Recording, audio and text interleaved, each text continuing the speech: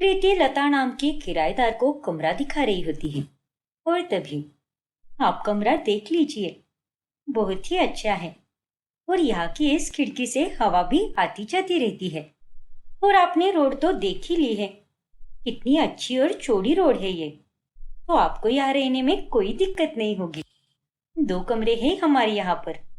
जी, आपका घर तो बहुत ही अच्छा है। इतने बड़े बड़े 2 कमरे हैं। तो मैं सोच रही हूँ कि आज ही अपना सामान लेकर यहाँ पर शिफ्ट हो जाओ। और नहीं तो क्या, अगर आपको इतना पसंद है तो इसमें सोचने वाली क्या बात है भला। पर आप एक बार अपने परिवार वालों से भी बात कर लेती ना। अरे, मैं तो इस घर की बहू हूँ, तो मेरी बात कोई नहीं टालेगा। वैसे भी बहन जी, आप खुद ही बताइए कि मैंने कोई गलत बात थोड़ी ना की है। ये हमारे 2 कमरे तो खाली ही पड़े रहते हैं। और अगर मैं इन 2 कमरों को किराए पर दे दूंगी तो उससे हमारे ही घर में पैसे आ जाएंगे ना। और इस तरह से तो हमारा भी फायदा होगा और आपका भी फायदा होगा।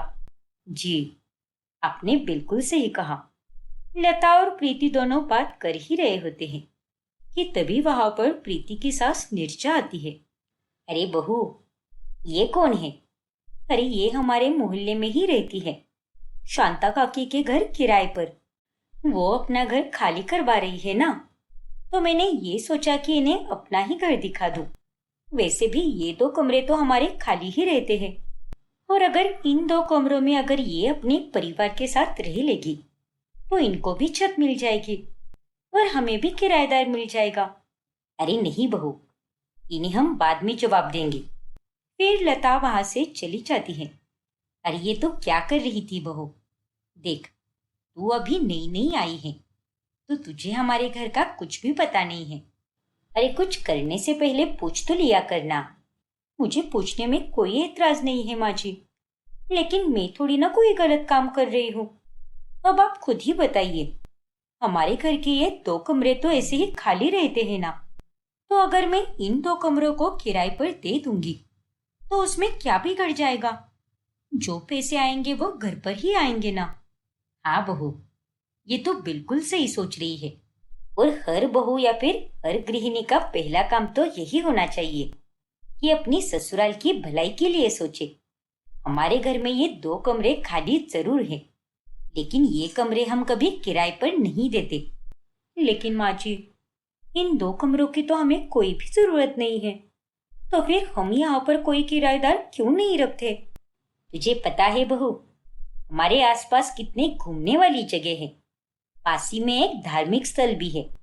और जो कोई भी लोग यहाँ पर आते हैं ना, तो किसी किसी को होटल वगैरह बहुत महंगा पड़ता है, तो हम उन लोगों को अपने घर के कमरे में रहने के लिए जगह देते हैं, लेकिन फ्री में बहू। और इससे हमें थोड़ा बहुत पुण्य भी मिल जाता है और किसी मजबूर की मदद भी हो जाती है। तो ऐसी बात है। अच्छा हुआ जो आपने मुझे बता दिया। और अब से इस पुण्य के काम में मैं भी आपकी बराबर की हिस्सेदारी करूंगी। प्रीति अब अपनी सास को कुछ भी नहीं कहती। फिर रात के समय, मुझे तो बहुत ज्यादा नींद आ रही है प्रीति, पेट बहुत फुल हो गया है, तो मैं सोने के लिए जा रहा हूँ। ठीक है अजय, तुम जाओ कमरे में, मुझे थोड़े बर्तन धोने हैं, तो वो धोकर मैं भी आ जाऊंगी। फिर प्रीति अपना काम खत्म करके सोने जाती है कि तभी दरवाजा खटखटाने की आवाज आती है। इतनी रात को एक कौन आया होगा? फिर प्रीति जब देखती है तब दरवाजे पर एक आदमी खड़ा होता है। जी, आप कौन? दरअसल मैंने सुना है कि आप लोग यहाँ पर टूरिस्ट या फिर किसी जरूरतमंद की मदद करते हो। जी, आपने बिल्कुल सही सुना। तो मुझे भी यहाँ पर एक रात रुकना है। दरअसल मैं यहाँ पर किसी काम से आया था, तो मैंने सोचा कि घूम फिर भी लेता हूँ। लेकिन रात में रुकने के लिए सारे होटल इतने महंगे हो गए थे और मेरे पास इतने पैसे भी नहीं थे, इसलिए मैं यहाँ पर चला आया और सोचा कि आज की रात में यहीं पर गुजारा करूँ। हाँ, तो इसमें चिंता वाली क्या बात है? आप यहाँ पर आराम से रुक सकते हैं। लेकिन आपको कोई परेशानी तो नहीं होगी ना? अरे नहीं नहीं, इसमें भला कैसी परेशानी? फिर प्रीति आनंद को कमरे में लेकर जाती है। आपका बहुत बहुत शुक्रिया। मैं तो यही सोच रहा था कि इतनी रात में मैं कहाँ पर जाऊंगा। वैसे अगर कुछ खाने को मिल जाता तो अच्छा होता, लेकिन अगर नहीं भी होगा तो कोई दिक्कत नहीं है।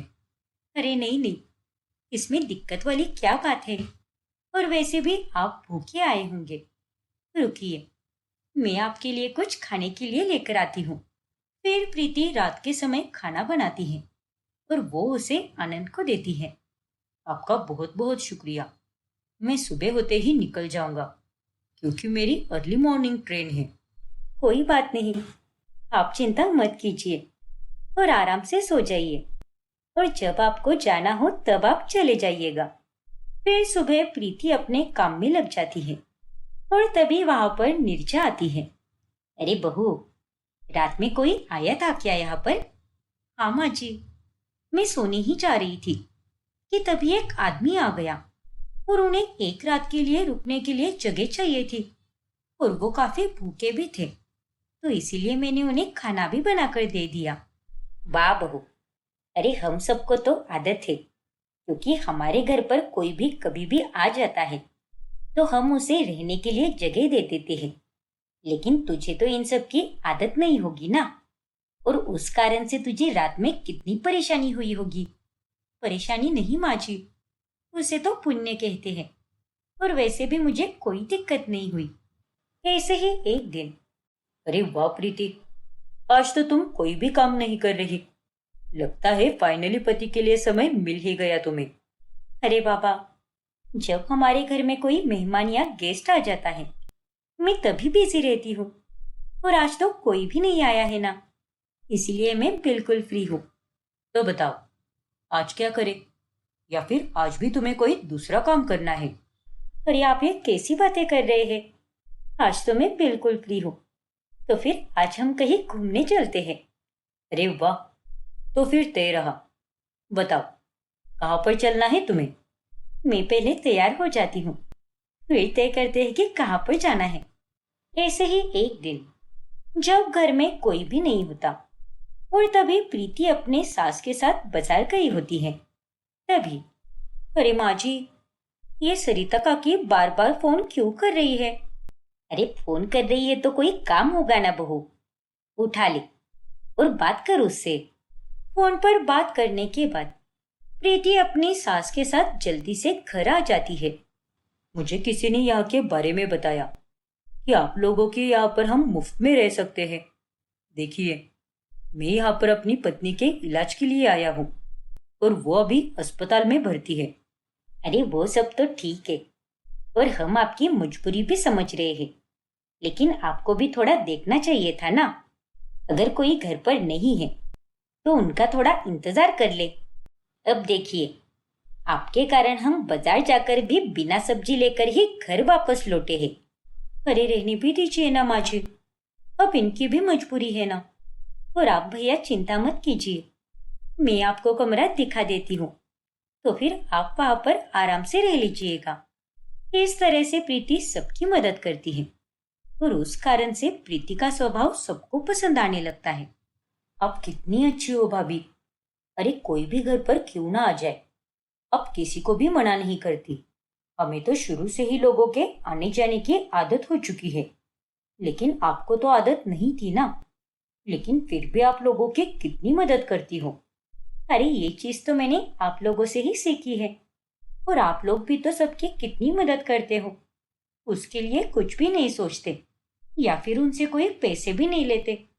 और अगर वही काम मैं कर रही हूँ तो उसमें कौन सी बड़ी बात है। फिर कुछ दिनों के बाद, जब स्वीटी घर पर नहीं होती, तभी उसके पीछे से उसकी सहेली रेशमा आ जाती है। अरे भाभी, स्वीटी कहाँ पर है? मुझे उससे मिलना है। स्वीटी तो घर पर नहीं है, उसे कुछ काम था तो वो बाहर चली गई। लेकिन तुम कौन हो? तुम स्वीटी की दोस्त हो क्या? हाँ भाभी, मैं स्वीटी की दोस्त हूँ, लेकिन स्वीटी कब तक आएगी, कुछ पता है क्या? अरे नहीं, मुझे तो कुछ भी नहीं पता उसके बारे में, लेकिन शाम तक तो वो आ ही जाएगी। लेकिन तब तक अगर तुम यहाँ पर रुकना चाहती हो तो रुक सकती हो। ठीक है भाभी। फिर शाम के समय स्वीटी घर आ जाती है। यार स्वीटी, तुझे पता है ना मेरे घर में कितनी प्रॉब्लम हो रही है। सब लोग मेरी शादी कराना चाहते हैं, इसलिए मैं घर छोड़कर यहाँ पर चली आई। अरे तू पागल है क्या? अपना घर छोड़कर यहाँ पर क्यों आई है तू? और मैं तुझे अपने घर पर हमेशा के लिए थोड़ी ना रुकने दे सकती हूँ। अरे मैं यहाँ पर हमेशा के लिए थोड़ी ना रहने आई हूँ। मैं तो यहाँ पर कुछ ही दिनों के लिए रुकूंगी, जब तक मेरे घर वाले मान जाएंगे और उन्हें समझ आ जाएगा कि मुझे आगे की पढ़ाई करनी है, तो मैं यहाँ से वापस चली जाऊंगी। देख यार, प्लीज मना मत कर। तू तो मेरी कितनी अच्छी दोस्त है ना, और मैं यहाँ पर तेरे पास उम्मीद लेकर आई हूँ। और अगर तू ही मना कर देगी तो मेरा क्या होगा? प्लीज मुझसे उम्मीद मत रख रेशमा। माना कि तू मेरे पास उम्मीद लेकर आई है, लेकिन थोड़ा मेरे बारे में भी तो सोचना। अगर मेरे घर वाले मुझसे कुछ पूछेंगे तो मैं उनसे क्या कहूंगी कि मेरी दोस्त यहाँ पर अपना घर छोड़कर क्यों रहने आई है? ना बाबा ना, तू अपने घर ही चली जा और उनसे ही जो बात करनी है कर ले। पर अगर मेरी जरूरत लगे तो वो भी मुझे बता। मैं वहां पर तेरे घर वालों से बात करूंगी, लेकिन इस तरह से तेरा मेरे घर पर आकर रहना, ये मुझे बिल्कुल भी ठीक नहीं लग रहा। अरे नहीं स्वीटी, ये तुम क्या बोल रही हो? अगर तुम्हारी दोस्त तुम्हारे पास आई है तो वो कुछ सोचकर ही आई होगी ना। और अगर तुम ही उसकी मदद करने से हाथ पीछे लोगी तो तुम्हारी दोस्त को कितना बुरा लगेगा। और अगर यही सब तुम्हारे साथ होता तो तुम भी अपनी दोस्त से ही मदद मांगती ना। हाँ भाभी, मैं मदद जरूर मांगती, लेकिन आप तो सब कुछ जानती हो ना। फिर ये सब आप क्यों बोल रही हो? और मुझे इसकी हरकतें गलत लग रही है। इसे अपनी फैमिली से बात करनी चाहिए। तुम्हारी बात बिल्कुल सही है स्वीटी, लेकिन हर किसी की फैमिली एक जैसी तो नहीं होती ना। सबका समझने का तरीका थोड़ा अलग होता है। इसीलिए रेशमा, तुम चिंता मत करो, और जब तक तुम्हें ठीक लगे तुम यहाँ पर रह सकती हो। वैसे भी हमारे घर पर तो कितने सारे लोग आकर रुकते हैं और हम उनको तो कभी मना नहीं करते। और आज तो तुम्हारी दोस्त आकर यहाँ पर रुकना चाहती है, तो हम भला उसे मना कैसे कर सकते हैं? हाँ भाभी, शायद आप सही कह रही हो। चल रेशमा, मैं तुझे कमरा दिखा देती हूँ। यार स्वीटी, तेरी भाभी तो बहुत अच्छी है। हाँ रेशमा, वो तो है। फिर जब रेशमा और स्वीटी दोनों बाजार जाती हैं, तभी वहां से प्रीति के लिए कुछ नई नई साड़ियां लेकर आती हैं। ये देखिए भाभी, हमने आपके लिए ये साड़ियां लेकर आई है। अरे वाह, ये साड़ियां तो बहुत ही सुंदर है, लेकिन इन सब की क्या जरूरत थी? जरूरत थी भाभी। अरे आप तो घर में कितना बिजी रहती हो, और उसके चलते आपको खुद के लिए बिल्कुल भी समय नहीं मिलता। और आप अगर खुद पर ध्यान नहीं दे रही हो तो इसका मतलब ये थोड़ी ना है कि हम भी आप पर कोई ध्यान ना दे।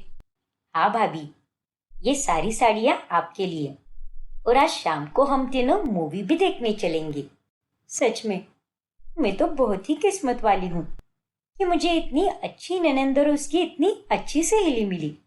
और जब हम तीनों मूवी देखने जाएंगे तब मैं वहां पर इन्हीं में से कोई साड़ी पहन लूंगी। परफेक्ट। चलो भाभी, मैं तो अपने कमरे में आराम करने जा रही हूँ। तब तक आप भी जाकर आराम कीजिए। फिर अगली सुबह जब रेशमा बाथरूम में नहाने जाती है, तभी अरे मैं तो टॉवेल लाना ही भूल गई, अभी लेकर आती हूँ। फिर रेशमा तौलिया लेकर आती है और वो कुंडी लगाना ही भूल जाती है कि तभी अजय बाथरूम में घुस जाता है। बचाओ, कोई बचाओ मुझे! रेशमा की आवाज सुनकर पूरा परिवार वहां पर आ जाता है। ये सब यहाँ पर क्या हो रहा है? मैं तो यहाँ पर ये सोचकर आई थी कि मुझे मेरी सहेली के घर आसरा मिलेगा और मैं यहाँ पर कुछ दिनों के लिए बेफिक्र होकर रह सकती हूँ। लेकिन मेरे साथ तो यहाँ पर बदसलूकी की जा रही है। मैं नहाने गई और कुंडी लगाना ही भूल गई, तो यहाँ पर ये तेरा भाई मेरे पीछे पीछे आ गया। सच में इन्होंने तो बहुत ही घटिया हरकत की है। मुझे बिल्कुल भी पसंद नहीं आया। अब आगे क्या होगा जानने के लिए हमारा अगला भाग देखना ना भूलें। और अगर आपने हमारा चैनल सब्सक्राइब नहीं किया है तो अभी सब्सक्राइब कीजिए और बेल आइकॉन दबाना ना भूलें। तारा की हाल ही में कार्तिक से शादी हुई होती है। एक दोपहर जब वो सो रही होती है, तभी उसकी सास पूनम एकदम से आकर उस पर चिल्ला पड़ती है। बहू, क्या हुआ? क्या हुआ माँ जी? अरे निकम्मी कामचोर लड़की, भरी दोपहर में घोड़े बेचकर सोते हुए तुझे जरा भी शर्म नहीं आती क्या? क्या माँ जी, आप भी बस इतना सा कहने के लिए मुझे अपने चिल्लाकर उठा दिया। कहीं आज मुझे हार्ट अटैक आ जाता तो? अरे ऐसा कौन करता है भला? ज्यादा बकवास मत कर और जल्दी उठ, ऐसे सोती मत रहे। रात भर क्या मच्छर मारती बैठती है क्या तू, जो दिन में तुझे सोना पड़ता है? अगर इतना सोएगी तो घर में पनौती आएगी। अरे माँ जी, सुबह भी तो मैं जल्दी ही उठती हूँ ना, इसीलिए दिन में थोड़ा बहुत सो लेती हूँ।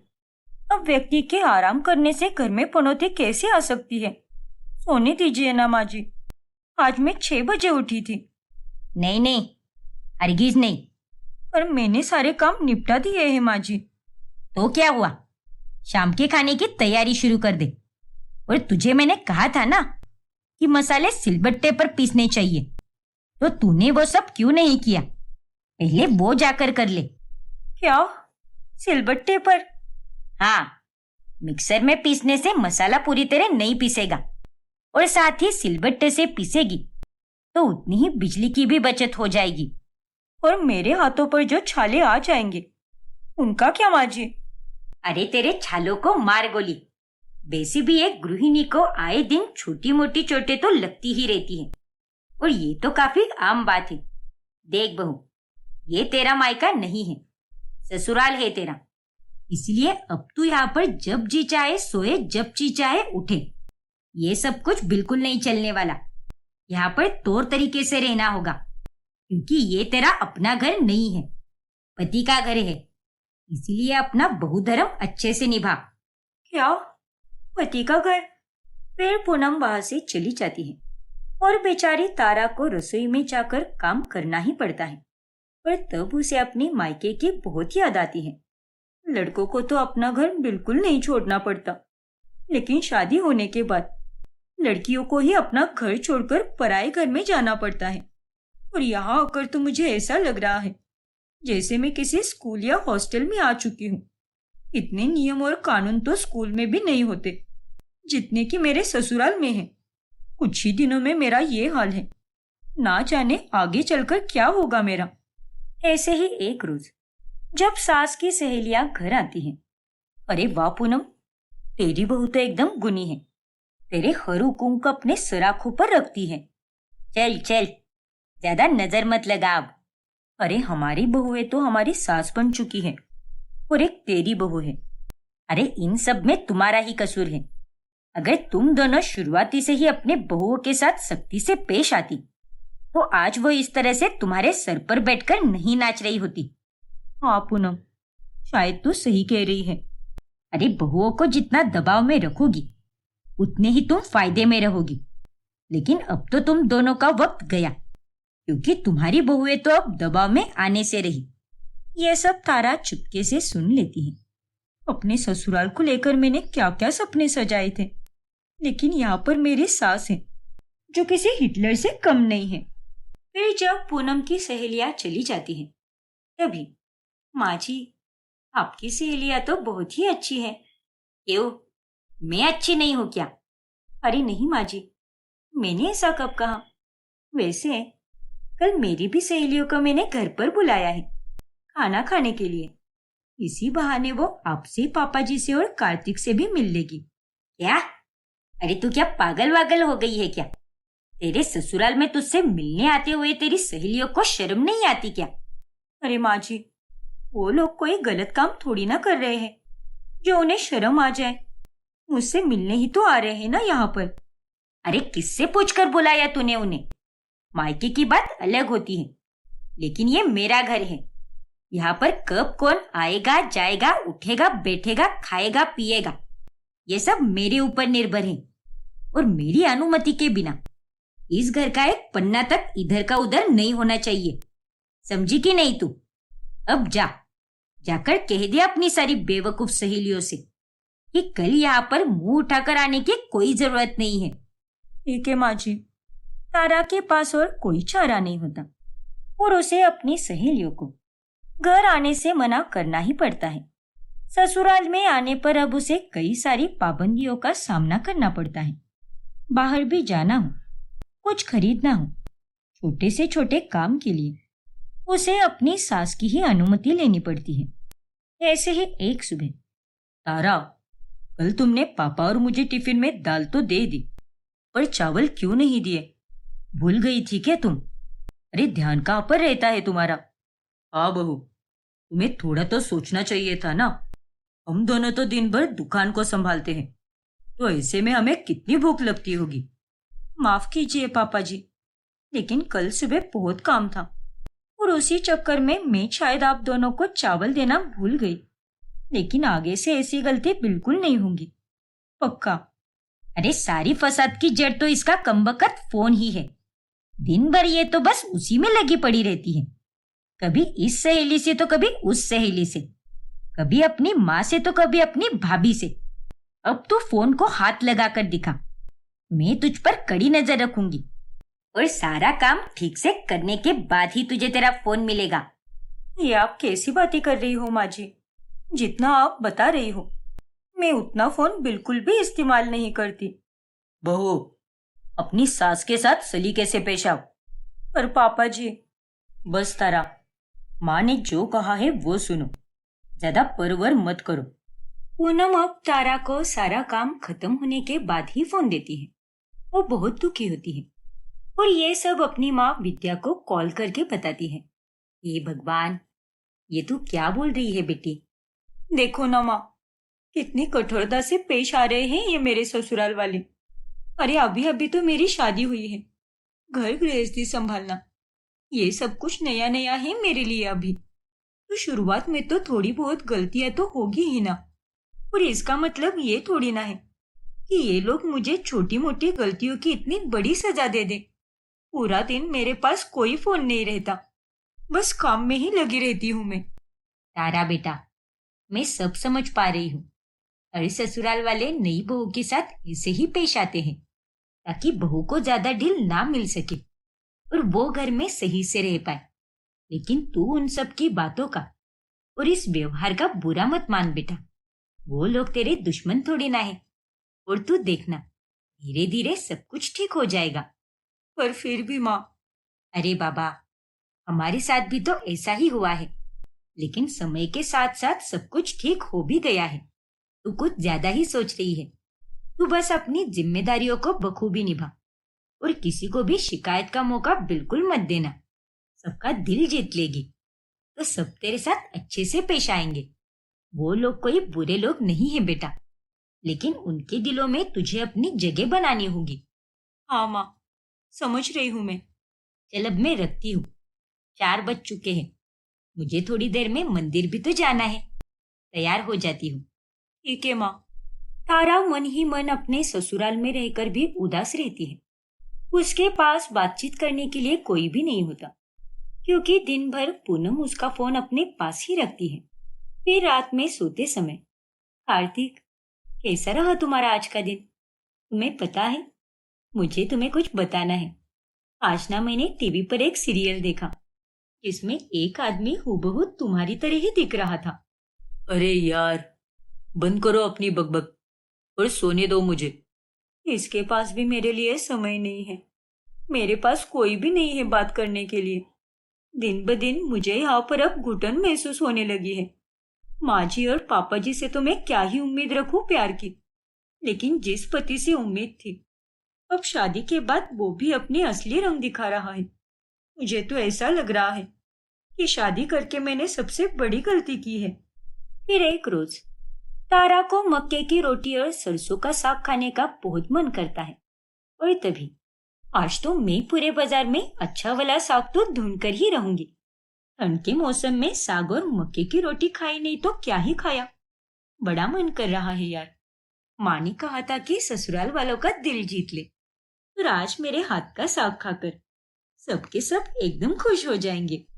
फिर तारा काफी देर तक बाजार में अच्छा सा साग ढूंढती है और घर आकर सबके लिए बड़े ही प्यार से सरसों का साग और मक्के की रोटी बनाती है। लेकिन जब ये सब पूनम देखती है तब वो गुस्से से आग बबूला हो जाती है। अरे ये सब क्या है बहू? ओफो माँ जी, आप पक्का देसी ही हो ना? अरे आपको ये नहीं पता, हमारी पंजाबियों की जान बसती है इसमें। सरसों दा साग ते मक्के दी रोटी बहुत स्वादिष्ट बना है और आज इसे खाने का मेरा बड़ा मन कर रहा था, इसीलिए मैंने बना दिया। पापा जी और कार्तिक भी इसे खाकर इसके दीवाने हो जाएंगे। अरे नालायक लड़की, तुझे मैंने कहा था ना कि इस घर में कोई भी काम मेरे अनुमति के बिना बिल्कुल नहीं होना चाहिए। तो तूने अपनी मर्जी से सरसों का साग क्यों बनाया, बता? अरे माँ जी, अब मुझे भी यही लगा कि आप सबको भी ये पसंद होगा और मुझे भी इसे खाने का मन कर रहा था, इसलिए मैंने बना दिया। देख बहू, मेरी बात कान खोलकर सुन ले। इस घर में तेरी नहीं मेरी चलेगी। क्या बनेगा और क्या नहीं, ये सब भी मैं ही तय करूंगी। लेकिन माँ जी, हर हफ्ते तो आपकी, कार्तिक की और पापा जी की पसंद का खाना बनता है, तो आज अगर मैंने अपनी पसंद का खाना बना भी दिया तो कौन सा बड़ा पाप कर दिया मैंने? मेरी इच्छा का इस घर में कोई महत्व नहीं है क्या? तभी वहां पर कार्तिक आता है। तारा, तुम्हें उसी दिन पापा ने कहा था ना कि माँ के साथ सलीके से पेश आना, तो ये सब क्या है? पर कार्तिक, मैंने क्या गलत बोला है? चुप हो जाओ तारा। हमारे यहाँ पर औरतें बड़ों के सामने सर झुकाकर चुपचाप रहती है और तुम तो माँ को उल्टा जवाब देती हो। ये सब यहाँ पर नहीं चलेगा। आज तो हम ये सब खा लेंगे, लेकिन अगली बार से ऐसा नहीं होगा। कायदे कानून में रहोगी तो खुश रहोगी, वरना मैं तो तुझे अच्छे से सबक सिखाऊंगी। पूनम के लिए हर दिन दुख भरा साबित होता है। फिर एक दिन जब उसकी सहेली का जन्मदिन होता है, तभी, यार तारा, मैं कुछ नहीं जानती, तुझे पार्टी में आना ही होगा। यार रीचा, तू समझने की कोशिश क्यों नहीं कर रही? मैं सच में नहीं आ पाऊंगी। प्लीज मेरा इंतजार मत करो और तुम सब अच्छे से एंजॉय करो। ठीक है, अगर तू नहीं आएगी तो मैं भी अपना जन्मदिन मनाऊंगी ही नहीं।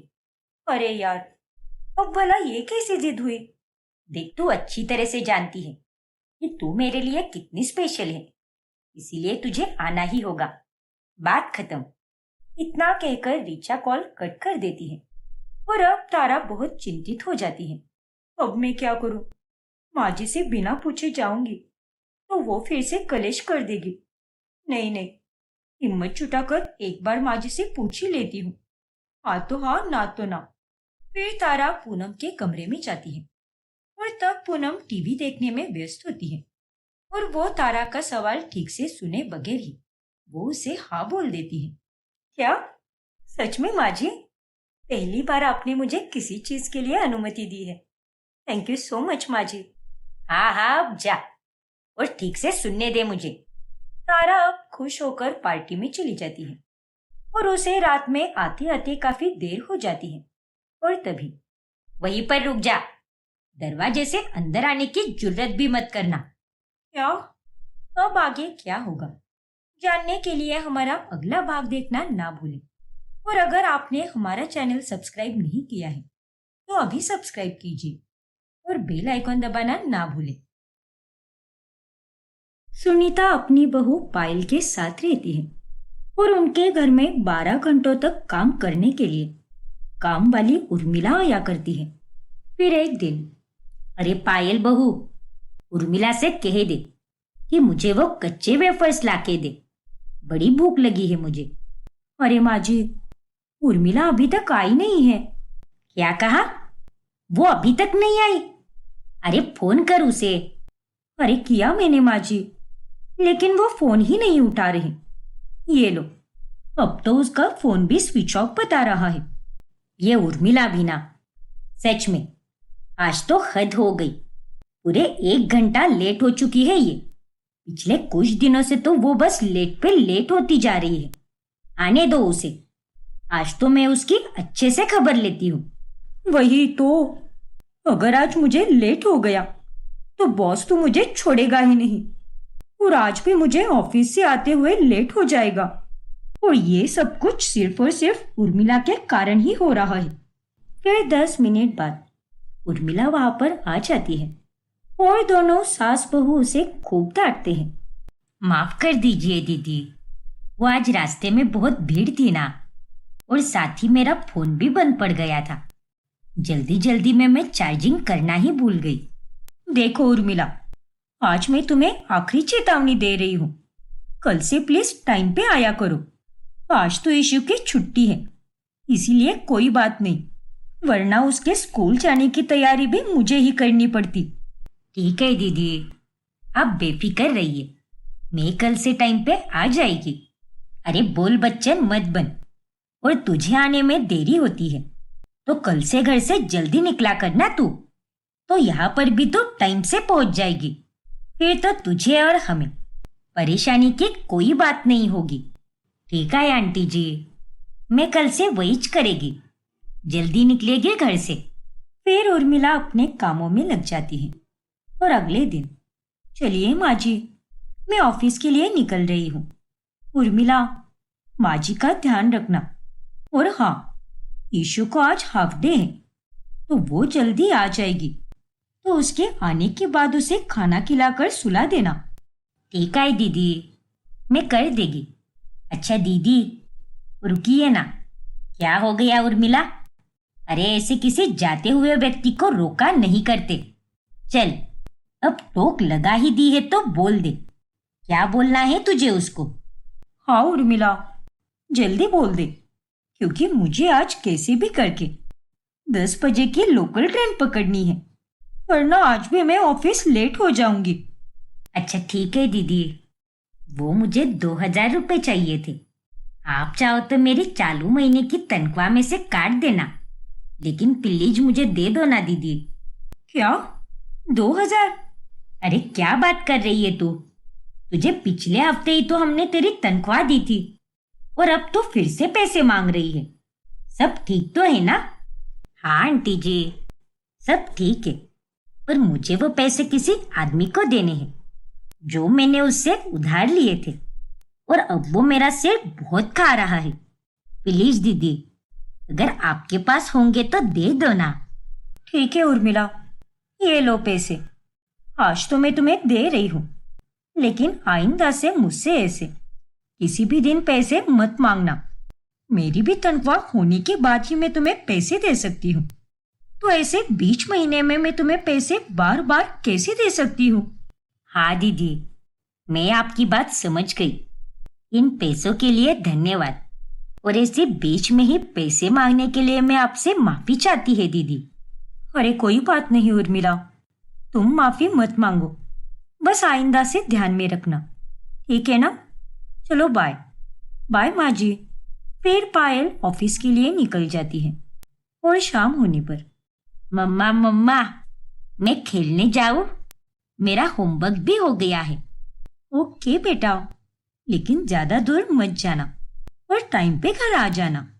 ओके मम्मा। फिर ईशिता वहां से चली जाती है। अरे पायल बहू, सुबह उर्मिला का बर्ताव काफी अजीब सा लग रहा था ना? तुझे याद है, उसने एक दिन हमसे कहा था कि उसे किसी से भी उधार लेना बिल्कुल नहीं पसंद।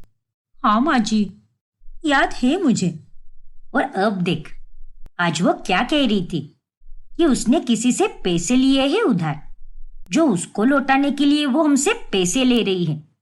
इसका मतलब वो हमसे झूठ बोल रही थी। छोड़ो ना माँ जी, हमें क्या करना है, वो उसकी निजी जिंदगी है। हमें पैसे आज भी देने थे और कल भी देने थे, लेकिन अब मैंने उसे मना कर दिया है, तो वो आइंदा से ऐसे बीच महीने में हमसे पैसे कभी नहीं मांगेगी। हाँ बहू, ये तूने एकदम सही किया। फिर एक दिन, अरे उर्मिला, तेरे हाथ में ये चोट कैसे लग गई, और तू ऐसे लंगड़ लंगड़ कर क्यों चल रही है? हे भगवान, तुम्हें तो कितनी गहरी चोट आई है उर्मिला, और तुम इस हालत में काम पर आई हो। आराम कर लेती ना घर पे। वो क्या हुआ ना दीदी, मैं मार्केट में चल रही थी और एक बड़े से पत्थर को टकरा कर धड़ाम करके गिर गई। क्या? अरे इतना सब होने के बाद भी तू दांत दिखाकर हंसती जा रही है। अरे डॉक्टर को दिखा के ही आ रही हूँ आंटी, आप फिक्र मत करो। उन्होंने कहा है कि घर पर बैठकर आराम करो, पर घर पे बैठकर तो मैं और ज्यादा बीमार हो जाएगी, इसीलिए मैं काम करने आई हूँ। लेकिन उर्मिला, अरे कोई बात नहीं दीदी, मैं कर लेगी। अगर मेरे को कोई दिक्कत नहीं है तो आप मेरे लिए इतनी परेशान क्यों हो रही हो? फिर भी उर्मिला, तुम आज ज्यादा काम मत करो। एक काम करो, आज तुम आधा दिन की छुट्टी ले लो और आधे दिन में जितना काम होता है उतना ही करके चली जाना, ठीक है ना? ठीक है दीदी, जैसा आप कहो। फिर उर्मिला 6 घंटे ही काम करती है और उसके बाद वो वापस चली जाती है। फिर रात में खाने के समय पायल और सुनीता ये सारी बातें पायल के पति अरविंद को बताती है। अरे तो फिर आप दोनों ने उसे घर क्यों नहीं भेजा? ऐसी हालत में उसे आधा दिन भी काम नहीं करना चाहिए था। नहीं अरविंद, हमने उर्मिला को घर जाने के लिए कहा था, लेकिन वो हमारी बात मान ही नहीं रही थी। इसीलिए मैंने उससे कहा कि ज्यादा काम मत करो और आधे दिन में ही वापस चली जाना और घर जाकर आराम करो। अच्छा, लेकिन मानना पड़ेगा, इतनी मुश्किल होने के बाद भी वो काम करने आ गई। कभी कभी वो लड़की नाटक तो करती है, लेकिन मन की बहुत अच्छी है। आपका तो मुझे कुछ समझ ही नहीं आता माँ जी। हर किसी के लिए आप कभी कभी अच्छी बातें करती हो तो कभी कभी कितनी बुरी बातें करती हो। हमारे यहाँ पे ऐसे लोगों को डबल ढोलकी कहते हैं। क्या? इसका मतलब तू मुझे डबल ढोलकी कह रही है? तेरी इतनी हिम्मत बहू! देख अरविंद बेटा, तेरी बीवी मुझसे किस तरीके से बात कर रही है। अरे माफ कर दीजिए माँ जी, मैं तो मजाक कर रही थी। फिर एक रोज त्योहार के दिन उर्मिला अपने घर से मिठाई बना कर लाती है। क्या स्वादिष्ट मिठाई बनाई है! वाह, मुझे तो मेरे मायके की याद आ गई। शुक्रिया उर्मिला, मिठाई तो तुमने बहुत ही मस्त बनाई है। अरे दीदी, इसमें शुक्रिया कहने वाली क्या बात है? लीजिए और पूरा खत्म कीजिए। वाकई में उर्मिला, बहुत ही कमाल की बनाई है मिठाई। लेकिन तुझे ये मिठाई लाने की क्या जरूरत थी? अरे इसके खुशबू से ही पता चल रहा है कि ये तूने शुद्ध देसी घी में बनाई हुई है। खामखा इतने पैसे क्यों खर्च किए तूने?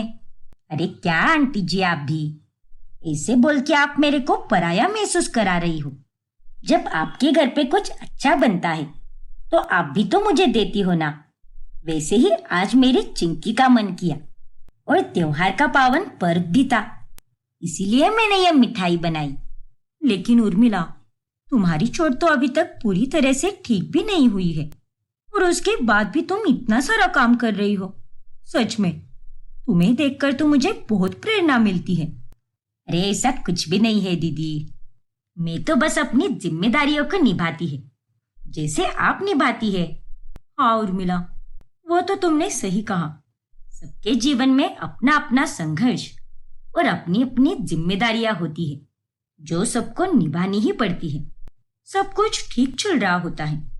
फिर एक रात जब अरविंद ऑफिस से लौटकर घर की तरफ जा रहा होता है, तभी वो फुटपाथ पर उर्मिला को उदास बैठे देखता है।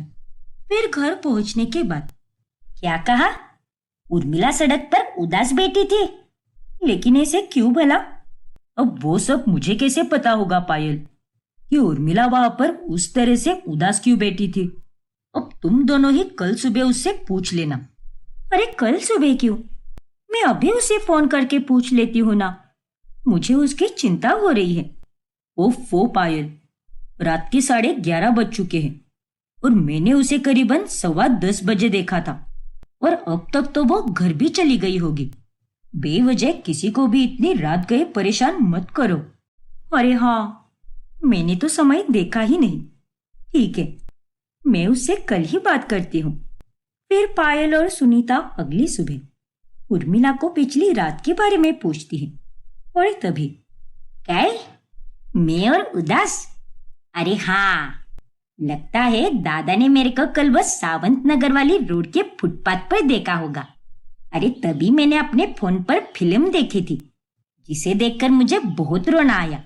फिर खाना खाकर मैं वॉक करने गई थी, लेकिन वहां फुटपाथ पर बैठकर मैं उस फिल्म के इस बारे में सोच रही थी। क्या? हाँ दीदी, बड़ी अजीब है तू तो उर्मिला, कुछ भी करती है। और नहीं तो क्या उर्मिला, दिन भर के कितने काम होते हैं तुझे, और उसमें भी तुझे फिल्म देखने का टाइम कैसे मिल जाता है? अब क्या करे दीदी, पूरा दिन तो बस दूसरों के लिए ही टाइम देती रहती है मैं, लेकिन कभी कभार खुद के लिए भी टाइम देना चाहिए ना। ये बात तो तूने बिल्कुल सही कही।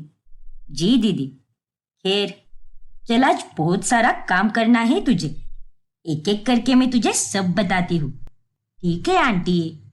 मुझे ऐसे क्यों लग रहा है जैसे उर्मिला कुछ छुपा रही है, वो कहती कुछ और है, लेकिन मुझे तो ऐसा लगता है कि उसके मन में कुछ और ही बात दबी हुई है। फिर एक रोज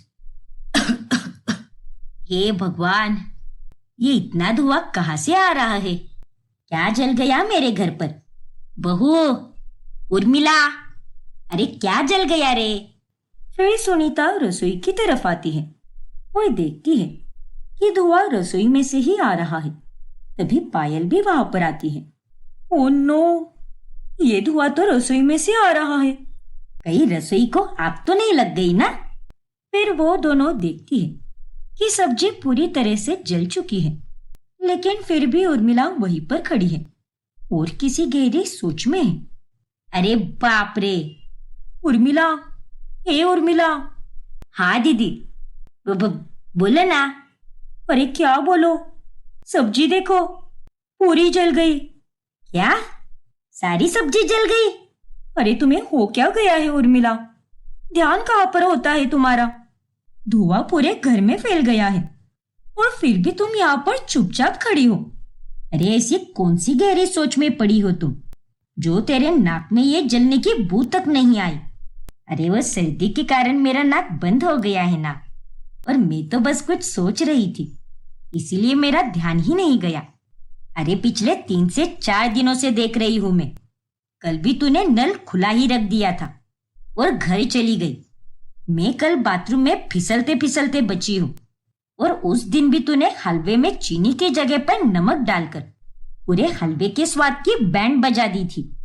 माफ कर दीजिए दीदी, वो पिछले कुछ दिनों से मेरी तबीयत ठीक नहीं है ना, इसीलिए मैं ऐसा बर्ताव कर रही है। लेकिन मुझसे जो गलतियां हुई है उनके लिए मैं आप दोनों से हाथ जोड़कर माफी मांगती है, लेकिन आइंदा से मैं ध्यान देकर काम करेगी। अरे हाथ वगैरह मत छोड़ो उर्मिला, हम तो बस यही चाहते हैं कि तुम हर वक्त चौकन्ना रहकर काम करो, ताकि तुम्हारा और हमारा दोनों के वक्त और बाकी चीजों का नुकसान ना हो। अब देखो, फिर से तुम्हें पूरी सब्जी बनानी होगी। क्या तुम भी उर्मिला? अरे कोई दिक्कत नहीं दीदी, मैं झट से बना देगी, और ऐसी सब्जी बनाएगी कि आप सब चटकारे लेते हुए खाएंगे। फिर उर्मिला सारी सब्जी फिर से बनाती है, लेकिन उर्मिला के अजीब बर्ताव को देखकर सुनीता और पायल काफी परेशान हो जाती है। फिर एक दिन जब पायल का हाफ डे होता है, तभी वो काम से जल्दी घर आ जाती है। अरे उर्मिला, मुझे थोड़ा नींबू पानी बनाकर दो ना, बाहर बहुत गर्मी हो रही है। उर्मिला, सुन रही हो ना मेरी बात? अजीब बात है, ये उर्मिला क्या ईयरफोन लगाकर काम कर रही है क्या? और ये माजी कहाँ पर है? वो भी कहीं दिखाई नहीं दे रही। फिर पायल उर्मिला को ढूंढने लगती है, लेकिन वो उसे कहीं भी नहीं मिलती। और फिर जब वो अपनी सास के कमरे में जाती है, तब उन्हें बहुत तेज बुखार आया होता है। हे भगवान, माजी, आपको तो बहुत तेज बुखार आया है, और ये उर्मिला कहाँ पर है? घर में कहीं भी दिखाई नहीं दे रही, और वो आपको हॉस्पिटल क्यों नहीं लेकर गई? पता नहीं बहू, उसे एक फोन आ गया और वो चली गई। क्या? फिर पायल उर्मिला को फोन करती है, लेकिन वो उसका कॉल उठाती ही नहीं, जिसके बाद पायल को बहुत गुस्सा आता है। अब आगे क्या होगा जानने के लिए हमारा अगला भाग देखना ना भूलें।